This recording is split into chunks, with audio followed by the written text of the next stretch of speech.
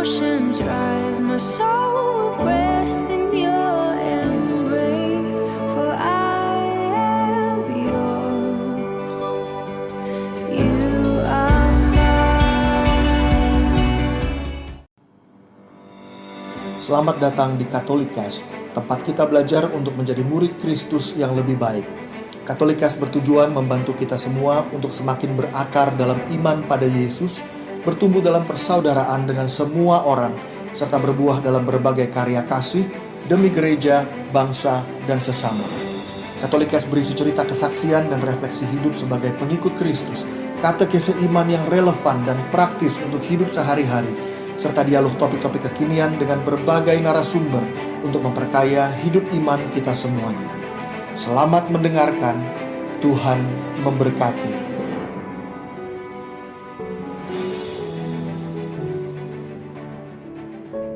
Selamat malam, teman-teman semuanya.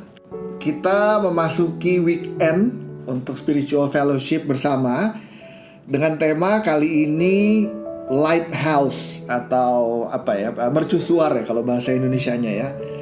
Nah, kita akan bagi nanti bacaannya, kita akan lihat sama-sama cerita dari kitab suci. Lalu kita akan lihat bagaimana dinamika para murid Yesus yang berada di tengah-tengah badai. Tapi sebelumnya saya mau share juga ke teman-teman semua yang hadir pada malam hari ini. Seringkali kita ikut sebuah kegiatan gitu ya, sebuah acara, entah itu sebuah fellowship biasa, rekoleksi, atau sebagian bilang itu retreat, fellowship, apapun itu. Kadang-kadang kita tuh datang dengan sikap hati yang mungkin lagi capek, atau mungkin terpaksa, atau mungkin situasi hatinya nggak ideal, sehingga kita nggak merasa bahwa diri kita itu cukup siap sebetulnya untuk mengikuti dinamika 1-2 hari ke depan.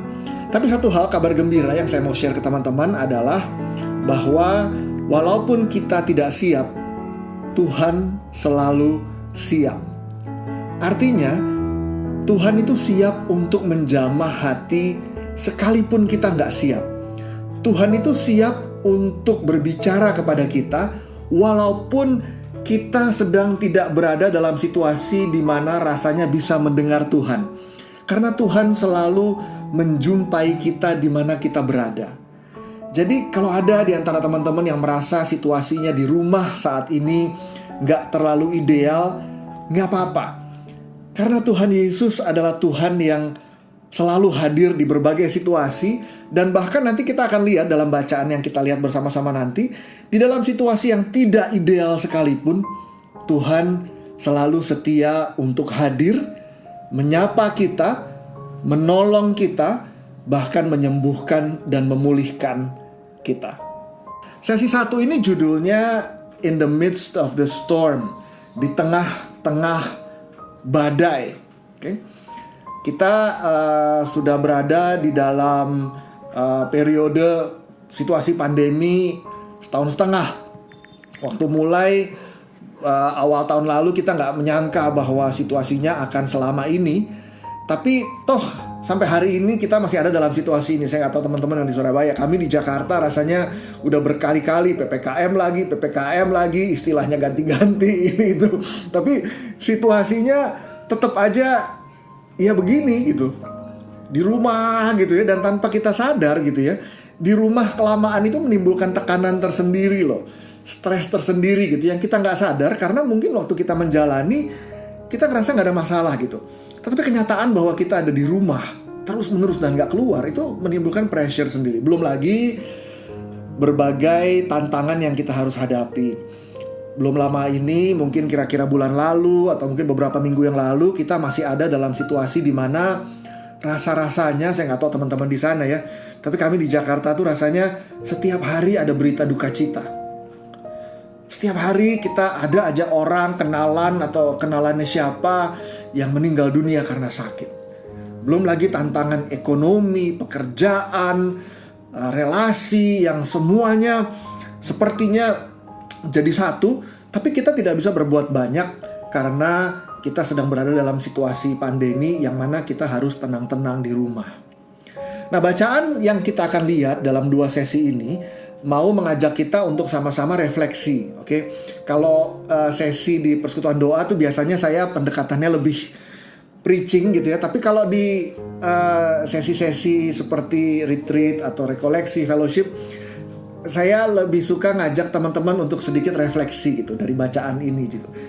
Jadi nanti dari bacaan-bacaan yang kita akan lihat bersama, coba deh saya mau ajak teman-teman untuk melihat bagaimana sabda itu menyentuh hati kita. Mungkin nanti akan ada yang ngerasa hatinya tergerak oleh sabda tertentu, atau nyangkut terhenti di kata-kata sabda tertentu gitu misalnya, dan mungkin Tuhan mau menggarap atau menyentuh area tertentu di dalam hidupmu, khususnya terkait area-area di mana kita merasa hati kita bergerak. Nah, saya mau ajak kita semua untuk lihat Matius 14 ayat 22 sampai 28. Lalu nanti besok di sesi 2 kita akan lanjutkan ayat 29 dan selanjutnya. Jadi perikop ini kita bagi jadi 2 sesi. Matius 14 ayat 22 sampai 8 saya akan penggal juga menjadi 3 bahasan. Okay. Yang pertama ayat 22 dan 23. Sesudah itu Yesus segera memerintahkan murid-muridnya naik ke perahu dan mendahuluinya ke seberang. Sementara itu ia menyuruh orang banyak pulang.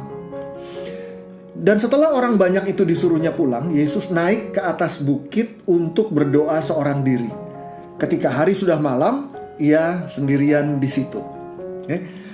Kita lihat di sini, teman-teman. Sesudah itu Yesus segera memerintahkan murid-muridnya naik ke perahu. Kalau teman-teman familiar dengan cerita di kitab suci, pasti teman-teman sadar bahwa peristiwa Yesus dengan badai di danau itu nggak cuma terjadi sekali, tapi terjadi 2 kali. Dan ini adalah peristiwa yang kedua. Peristiwa yang pertama, kalau teman-teman ingat, itu waktu Yesus ada di dalam perahu dan murid-muridnya ketakutan. Mereka bilang Tuhan tidur, Yesus lagi tidur.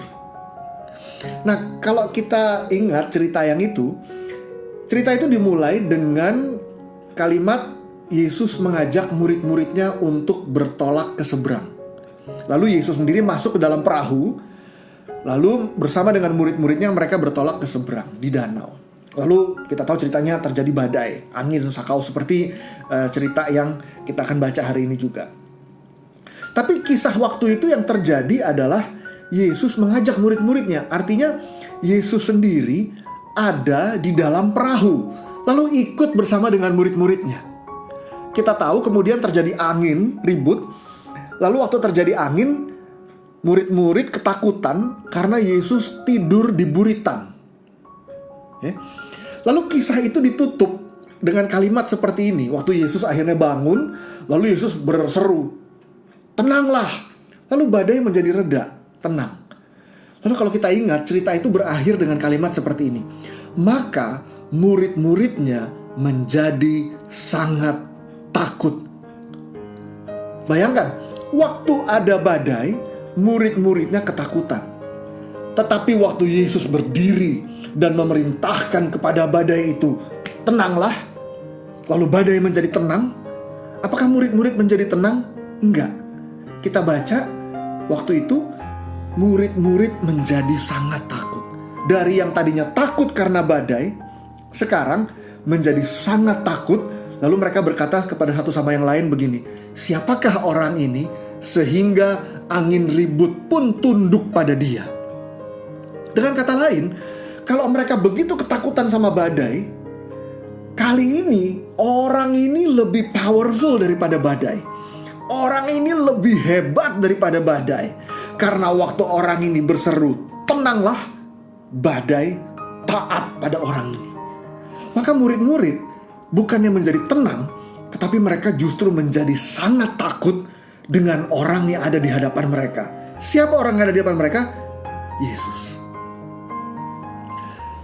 Latar belakang itu, kisah itu menjadi latar belakang dari kisah kita hari ini. Oke, kisah kita hari ini, kalau yang dulu Yesus mengajak murid-muridnya masuk ke dalam perahu, murid-muridnya udah tahu sekarang, waduh ini kalau Yesus ngajak naik ke dalam perahu, wah ini sepertinya ada badai lagi nih.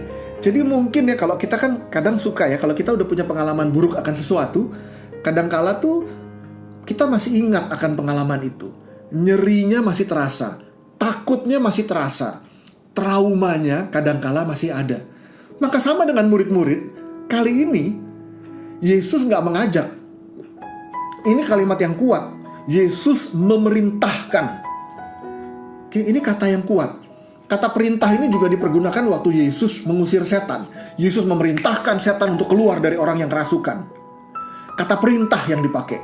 Dan kali ini Yesus juga menggunakan kata memerintahkan. Tapi kali ini yang diperintahkan adalah murid-murid. Kenapa? Karena mungkin murid-murid takut. Mungkin murid-murid gak mau. Murid-murid masih ingat nyerinya badai yang pernah mereka alami sebelumnya. Maka kali ini Yesus sungguh-sungguh berani dengan kuat mengatakan kepada mereka, kamu naik ke perahu, diperintahkan sama Yesus, dan mendahuluinya ke seberang. Jadi kita lihat cerita badai di tengah danau ini, itu bukan karena ada kesalahan, tetapi ini kebenaran. Artinya apa? Maksudnya murid-murid itu ada di danau itu karena diperintahkan oleh Yesus. Bukan karena kesalahan mereka, bukan karena peristiwa-peristiwa buruk yang terjadi dalam hidup mereka seakan-akan kebetulan. Yesus memerintahkan. Jadi waktu mereka akhirnya sampai ke tengah danau dan ada badai, Yesus tahu nggak akan ada badai di tengah malam? Yesus tahu, dia Tuhan. Dan dia sengaja memerintahkan murid-muridnya ke perahu dan mendahuluinya ke seberang. Artinya Yesus memerintahkan murid-murid menuju ke tengah danau, di mana di sana mereka akan bertemu badai. Kalau hari ini kita merasa bahwa kita adalah murid-murid Tuhan dan ada badai, bisa jadi kita memang diperintahkan oleh Yesus menuju ke tengah badai. Lalu yang menariknya, kalimat berikutnya, sementara itu ia menyuruh orang banyak pulang. Artinya apa?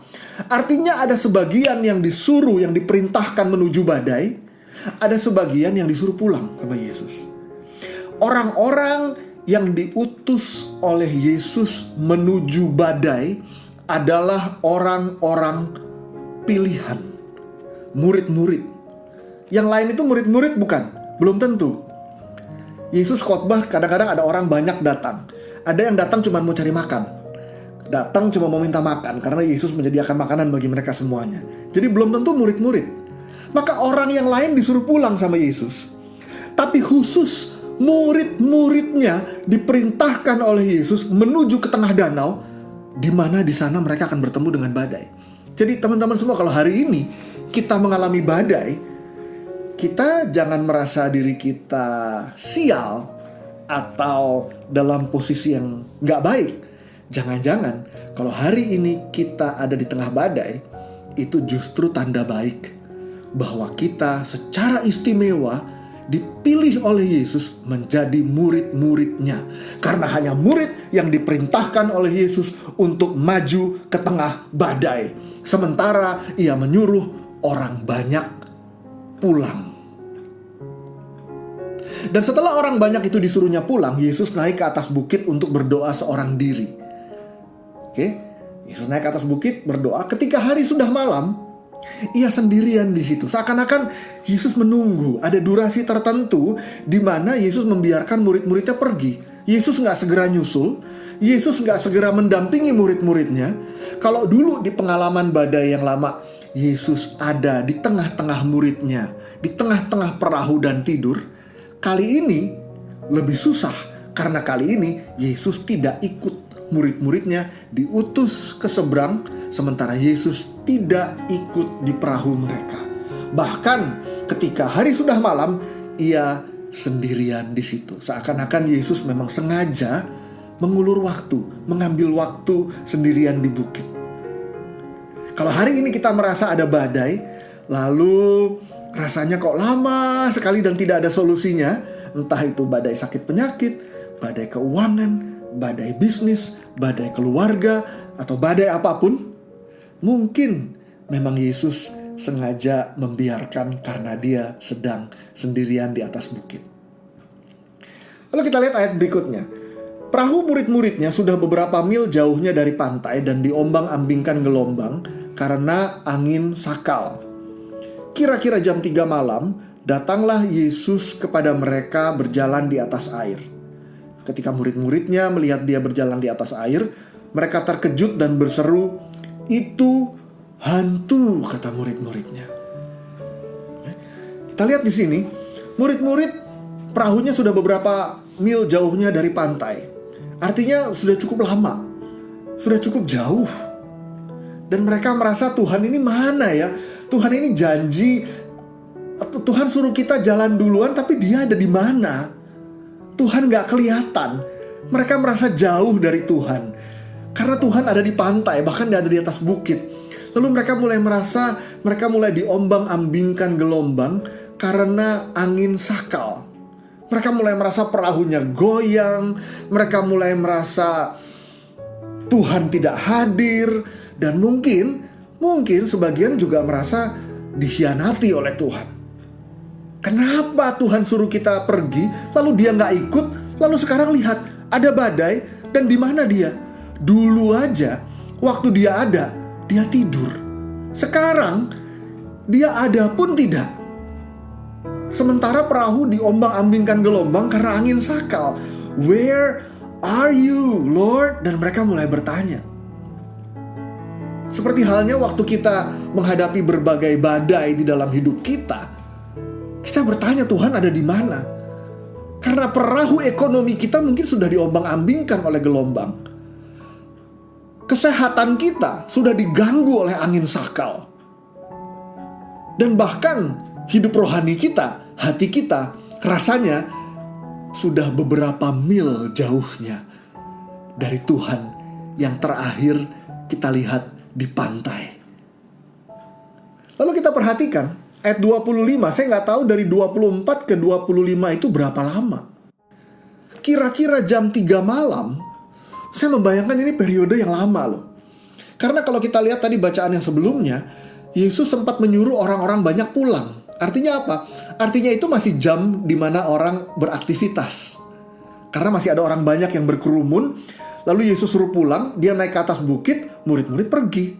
Lalu kira-kira jam 3 malam, berarti periode dari Yesus suruh orang banyak itu pulang sampai jam 3 malam, it's quite a long time, man. Lama juga nih Yesus gak bersama dengan mereka. Okay? Setelah periode yang lama, setelah sudah jauh, datanglah Yesus kepada mereka berjalan di atas air. Dan waktu saya baca ini, saya jadi ingat, apa sih maksudnya Yesus berjalan di atas air? Ayat ini, bagi sebagian dari kita mungkin kita akan ingat, waktu kisah penciptaan, pada mulanya adalah firman dan sebagainya, itu Kejadian bab 1, in the beginning gitu ya. Lalu kita lihat bahwa Roh Allah, itu bab 1 ayat 2 kalau nggak salah ya, Roh Allah melayang-layang di atas air. Itu mau menggambarkan apa sih? Mau menggambarkan the Spirit of God is hovering above chaos. Chaos, kekacauan. Kenapa kekacauan? Karena waktu itu belum ada darat, belum ada lautan, belum dipisahkan, belum ada siang, belum ada malam. Tuhan belum memisahkan ada horizon, ada cakrawala, siang dan malam, daratan dan air, hewan-hewan, tumbuh-tumbuhan, manusia, belum ada itu semuanya. Maka semuanya masih kacau dan masih berantakan. Dan pada saat itu kita ingat, kitab Kejadian mencatat the Spirit of God is hovering, is above the water. Roh Allah melayang-layang di atas permukaan air untuk memperlihatkan bahwa Roh Allah hadir di atas kekacauan yang waktu itu masih ada. Lalu Tuhan mulai merapihkan. Gimana caranya Tuhan merapihkan? Ada siang, ciptakan malam, taruh matahari di sana, taruh bulan di sana, memberikan batas antara darat dan laut, lalu menciptakan keteraturan, tumbuh-tumbuhan, tanaman, ada makanan buat binatang, lalu keteraturan diciptakan sama Tuhan. Tapi sebelum itu, waktu the Spirit of God is hovering above the water, itu artinya roh Allah melayang-layang di atas kekacauan waktu itu. Karena keteraturan belum diciptakan sama Tuhan. Kira-kira jam 3 malam, Yesus datang berjalan di atas air. Lagi-lagi gambaran yang sama. Air itu pada saat itu lambang kekacauan, badai, angin ribut, gelombang yang menjungkir balikan perahu, ketakutan, kekhawatiran. But right on top of it, di atas air, Yesus datang berjalan untuk memperlihatkan bahwa Dia berkuasa atas setiap badai di dalam hidup kita. Dia berkuasa atas setiap kekacauan yang ada di dalam hidup kita. Dia berkuasa atas semua ketidakaturan yang terjadi di dalam hidup kita. Seperti roh Allah berkuasa atas ketidakaturan alam raya semesta jagat ini waktu di kitab Kejadian, begitu juga Yesus berkuasa atas alam yang kacau dan berantakan, atas hidup kita yang terombang-ambing gelombang karena angin sakal. Tapi murid-murid pada saat itu, mereka begitu fokus pada ketakutan, begitu fokus pada gelombang, begitu fokus pada angin sakal, sehingga waktu murid-muridnya melihat Dia berjalan di atas air, mereka terkejut dan berseru, "Itu hantu!" Lalu berteriak-teriak karena takut. Ingat, waktu di kisah yang satu lagi, badai yang sebelumnya, murid-murid teriaknya apa? "Tuhan, Engkau tidak peduli kalau kami binasa." Tapi kali ini mereka teriaknya apa? "Itu hantu." Kalau yang dulu mereka pikir itu benar Tuhan, tapi Tuhan gak peduli. Kalau kali ini mereka bilang itu bukan Tuhan, itu hantu, itu jahat. Maka kita lihat bagaimana murid-murid ini lagi diajar sama Yesus sebetulnya untuk mengenali Dia. Kalau yang dulu sebelumnya mereka melihat Yesus sebagai seakan-akan gak peduli, yang kali ini mereka gak mengenali itu Yesus karena mereka begitu overwhelmed, mereka begitu dikuasai oleh ketakutannya mereka, sehingga Tuhan yang selama ini hadir bersama mereka dikira hantu oleh mereka. Lalu berteriak-teriak karena takut. Mereka kira Tuhan jahat, mereka kira Tuhan datang dan itu bukan Tuhan. They think that Jesus is bad. Hantu. Berapa banyak dari kita yang hari ini di tengah badai, kita pikir Tuhan jahat, kita pikir Tuhan gak peduli, kita pikir Tuhan mau mengambil apa yang baik di dalam hidup kita, kita pikir Tuhan mau memporak-porandakan hidup kita, kita pikir Tuhan mau menjungkir balikan perahu kita.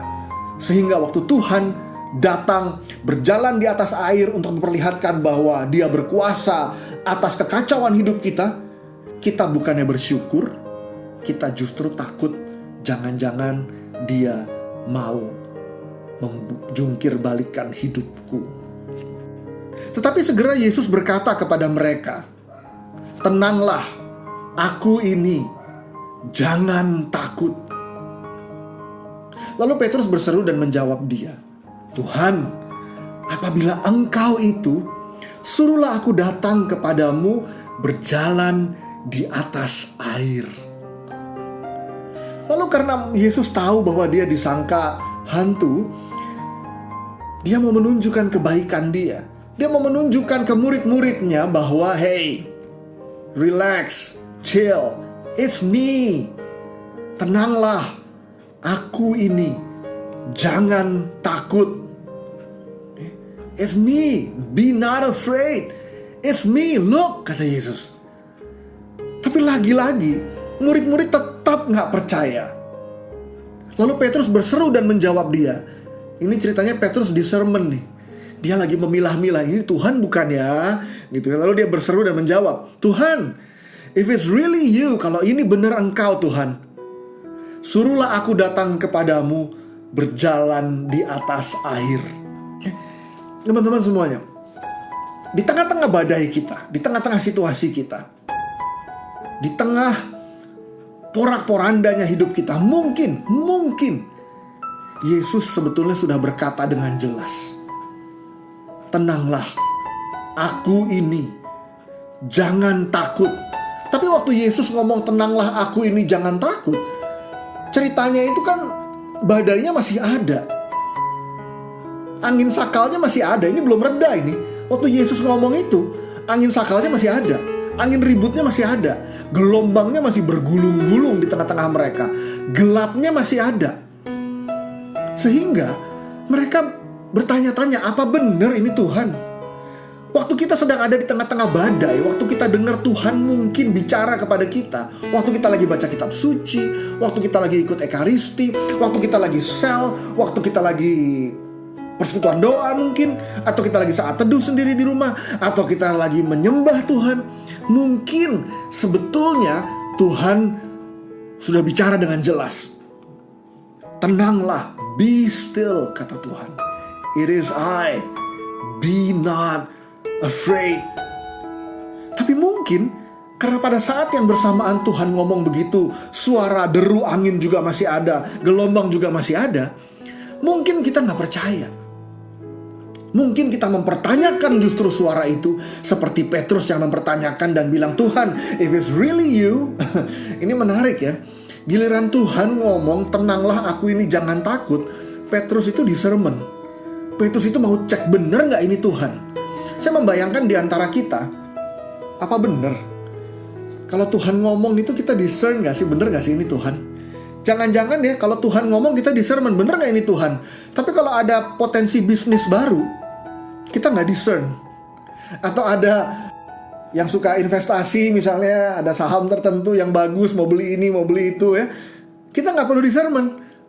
Oh, kelihatannya nih cuannya bakal gede nih, beli, masuk. Wah, mesti begini, mesti begitu. Oh, bisnis mesti begini, mesti begitu. Tetapi giliran Tuhan ngomong, tunggu dulu nih, bener gak ini Tuhan? Tuhan, apabila Engkau, suruhlah aku datang kepadamu berjalan di atas air. So, dengan kata lain, kalau kita mau sungguh jujur sama diri kita, are we really being honest gitu loh? Atau jangan-jangan sebetulnya bukannya kita gak tahu itu Tuhan atau bukan, tapi kita memilih untuk gak percaya mungkin, karena kita lebih percaya pada badai yang terlihat. Karena kita lebih percaya sama apa yang dilihat oleh mata kita. Saya suka mengutip ajaran dari Uskup Bapak Kardinal Ignatius, mengatakan ada perbedaan antara optimisme dan harapan. Optimis itu adalah sikap yang positif karena melihat apa yang baik. Kalau kita melihat apa yang baik, lalu kita jadi positif, lalu jadi kita jadi optimis gitu sama hidup ini gitu. Tetapi begitu apa yang kelihatan positif itu berubah jadi negatif, optimisme kita jadi hilang, jadi pesimis. Tapi harapan itu beda dengan optimis. Harapan itu berangkat dari iman percaya bahwa sabda Tuhan itu ya dan amin. Sehingga walaupun kita melihat apa yang terlihat itu masih negatif, tetapi aku tetap berharap, karena harapan tidak berdasarkan apa yang kita lihat. Harapan itu berdasarkan apa yang kita percayai. Harapan itu berangkat dari iman. Optimisme itu berangkat dari apa yang dilihat oleh mata kita. Sehingga optimis bisa berubah menjadi pesimis dengan mudahnya. Tapi harapan tidak akan sirna, karena harapan itu melekat pada sabda Tuhan yang selalu dan selalu Tuhan genapi. Maka Petrus berseru dan menjawab dia, Tuhan, apabila Engkau itu, suruhlah aku datang kepadamu berjalan di atas air. Dengan kata lain, Petrus sungguh bertanya, aku butuh pertolongan. but I really need to be sure that it is really you. Bener gak sih ini Tuhan? Mereka udah punya pengalaman dulu, karena yang dulu itu Tuhan yang berseru, tenanglah, lalu badai reda. Tapi kali ini enggak. Yesus ngomong, tenanglah, aku ini, jangan takut, dan badai tidak menjadi reda. Lalu Petrus akhirnya harus bertanya, Tuhan, apakah ini engkau sungguh Tuhan? Because if it's really you, command me to come to you, Lord. Teman-teman semuanya, Petrus gak percaya, tapi muncul harapan bahwa mungkin benar ini Tuhan. Mungkin suara itu adalah the lighthouse that we have been searching for. Mercusuar yang kami cari-cari di tengah kegelapan ini. Berapa banyak dari antara kita yang saat ini ada di tengah situasi badai, dan mungkin kita gak tahu harus gimana. Dan mungkin Yesus sudah datang dan mengatakan, tenanglah, aku ini, jangan takut. Tapi kita gak percaya. Tapi kita bingung. Atau tapi kita tidak mendengar karena telinga kita lebih terarah pada badai dan pada angin ribut. Kalau ada teman-teman di sini mungkin familiar sama lagu ini. Tapi saya cuma mau ceritain latar belakangnya aja dari lagu ini. Ini lagu lama, lagu himne klasik Protestan. Dan orang ini si Horatio Gates Spafford, ini orang kaya waktu itu, tahun 1828. Tahun 1870 dia kehilangan anak laki-lakinya sakit. Dia punya anak 5. 1 anak laki-laki, 4 anak perempuan. Anak laki-lakinya sakit parah, lalu meninggal dunia. Setelah dia meninggal dunia, dia tetap percaya sama Tuhan. Tapi gak lama kemudian di Chicago, dia di Amerika, terjadi bencana, The Great Chicago Fire. Kebakaran besar, satu kota Chicago ngalamin kebakaran yang luar biasa. Dan waktu kebakaran, hampir semua aset properti punya si Horatio ini terbakar. Habis-habisan. Tinggal dia, istri dan anaknya 4. Tapi dia tetap berharap sama Tuhan. Maka sekali waktu ada sebuah acara KKR di El Moody, lalu dia mau datang ke acara itu. Di seberang, lalu dia harus naik perahu. Tapi waktu dia mau naik perahu, dia masih ada bisnis. Maka dia menyuruh istri dan anak-anaknya pergi terlebih dahulu. Seperti Yesus menyuruh murid-muridnya bertolak ke seberang terlebih dahulu. Dia juga. Dia suruh istrinya dan anak-anaknya pergi dulu. Waktu istri sama anak-anaknya pergi, ternyata terjadi badai yang luar biasa. Dan waktu terjadi badai yang luar biasa, mereka berseru minta tolong, tetapi gak ada pertolongan waktu itu. Maka kapalnya menjadi karam. Lalu setelah kapal karam, habis semuanya, yang selamat hanya istrinya. Anaknya 4-empatnya meninggal dunia. Setelah anak-anaknya meninggal dunia 4, gak lama kemudian dia dapat telegram dari istrinya. Kata-katanya cuma 2 kata, saved alone, selamat sendirian. Istrinya mau bilang yang selamat cuma dia, anak-anaknya meninggal semuanya. Dia kehilangan anak laki-lakinya, dia kehilangan semua bisnis dan propertinya. Kemudian dia kehilangan 4 anaknya. Kemudian dia pergi naik perahu lagi untuk menyusul istrinya. Dalam perjalanan menyusul istrinya, dia melewati laut dan dia melihat memandang air laut itu dan air matanya keluar dan dia menangis meratapi laut yang merenggut nyawa 4 anak perempuannya. Waktu dia lagi melihat air laut, dia merasa Tuhan hadir mendekati dia. Lalu Tuhan mengalirkan damai sejahtera di hati dia sebagai tanda bahwa tenanglah, aku ini, jangan takut. Lalu mengalirlah lagu ini di dalam hati dia. Lalu dia buat lagu ini. Kita semua mungkin cukup familiar dengan lagu ini. When peace like a river attendeth my way, when sorrows like sea billows roll. Waktu damai seperti sungai di jalanku, atau waktu kesusahan seperti laut bergelombang yang menggulung. Lalu dia katakan, whatever my lot thou hast taught me to say. Apapun bagianku, engkau sudah mengajarku untuk berkata, it is well with my soul. Jiwaku aman, jiwaku tentram, jiwaku selamat. Di tengah badai yang merenggut keluarganya, 4 anak yang begitu dia cintai. Setelah anak pertama meninggal dunia dan bisnis asetnya semuanya terbakar habis. Di tengah-tengah kehilangan yang begitu menyakitkan, di tengah-tengah badai, Horatio menemukan Jesus as the true lighthouse di dalam hidupnya. Ceritanya belum selesai, Injil ini. Cerita lanjutannya kita akan bahas di sesi yang kedua.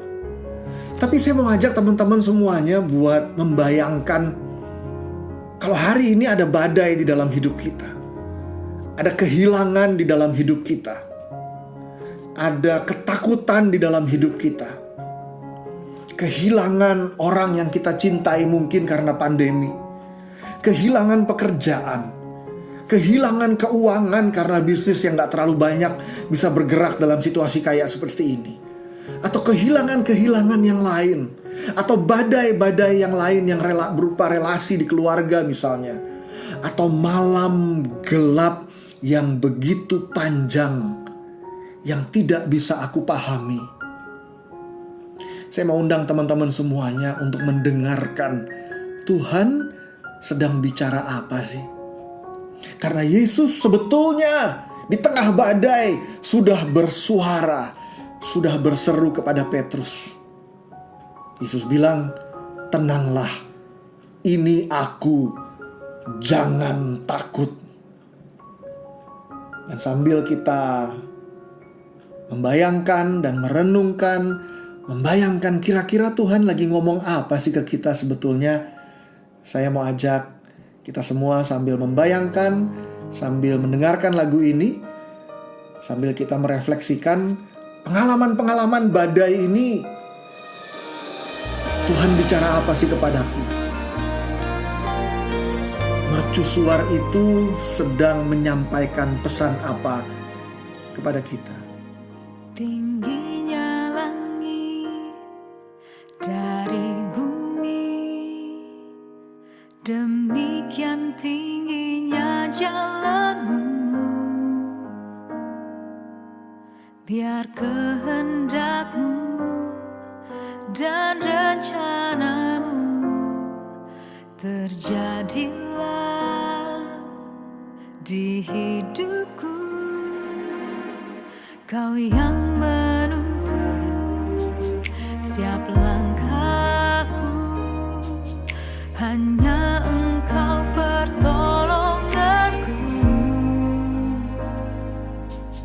Padamu Yesus aku berseru, Kau harapan terang hidupku.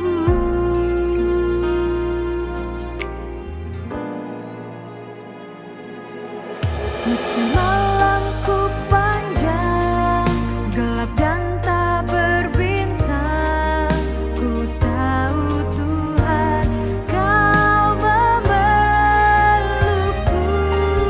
Aku takkan menyerah, dalam sesak ku percaya Tuhan Kau dekatku.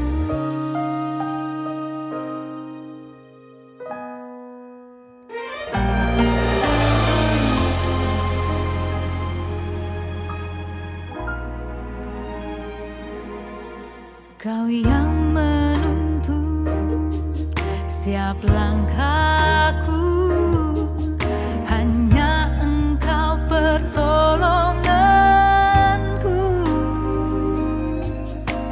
Padamu Yesus aku berseru, Kau harapan terang hidupku. Meski malamku panjang, gelap dan tak berbintang, ku tahu Tuhan Kau memelukku. Aku takkan menyerah, dalam sesak ku percaya Tuhan Kau dekatku. Meski ku berurai air mata, ku tahu Kau setia. Dengan segenap hatiku percaya Kau setia, selamanya.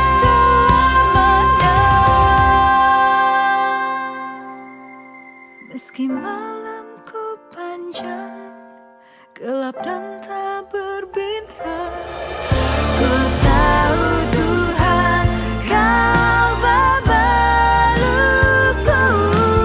Aku takkan menyerah, dalam sesak ku percaya Tuhan Kau dekatku.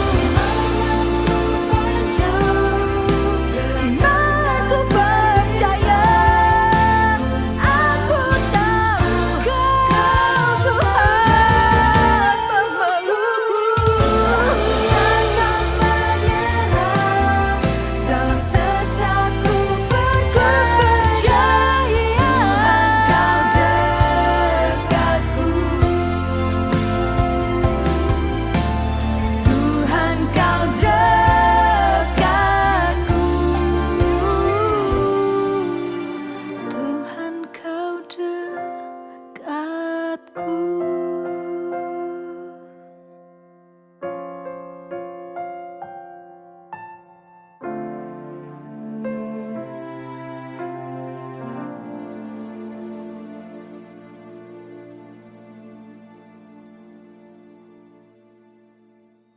Sebelum saya tutup dengan doa, saya mau ngajak kita semua untuk merefleksikan ini dan nanti bisa jadi bahan diskusi kita bersama juga. Apa badai terbesarmu saat ini? Kalau Tuhan bilang, aku mau bantu, aku mau menenangkan badai dalam hidupmu, badai apa sih yang kita mau bawa ke Tuhan Yesus pada hari ini?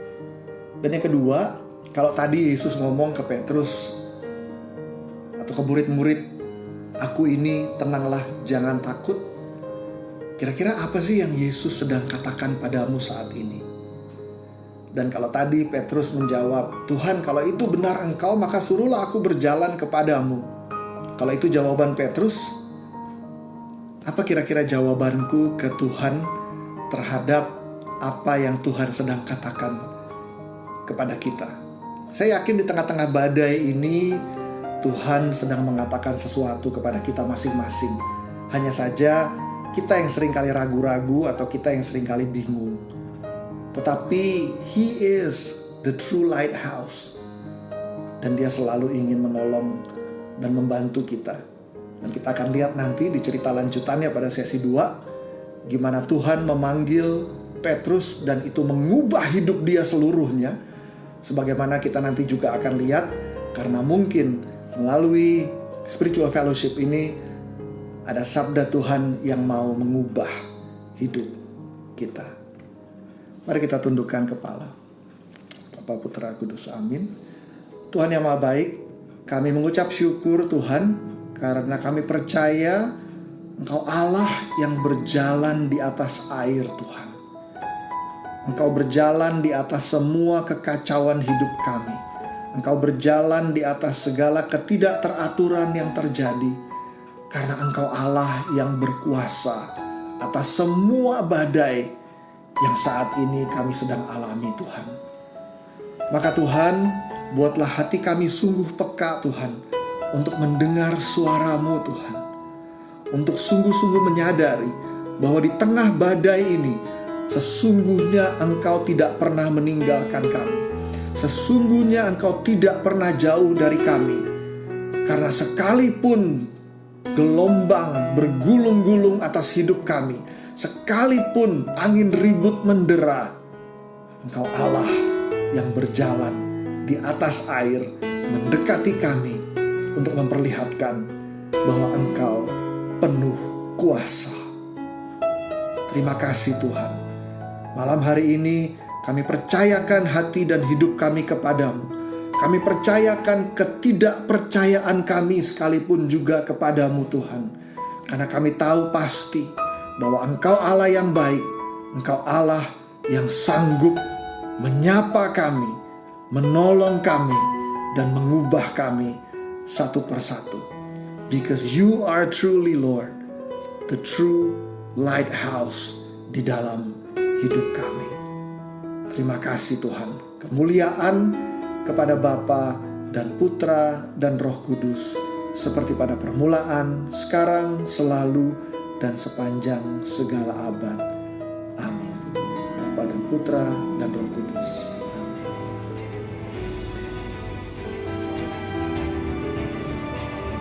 Terima kasih telah mendengarkan podcast ini. Jangan lupa untuk berbagi Katolikes kepada para sahabat dan kenalan kita, supaya semakin banyak orang mengenal kabar gembira Tuhan Yesus dan mengalami kasih-Nya yang memulihkan, menguatkan, dan memberkati. Sampai jumpa di episode Katolikes yang lain.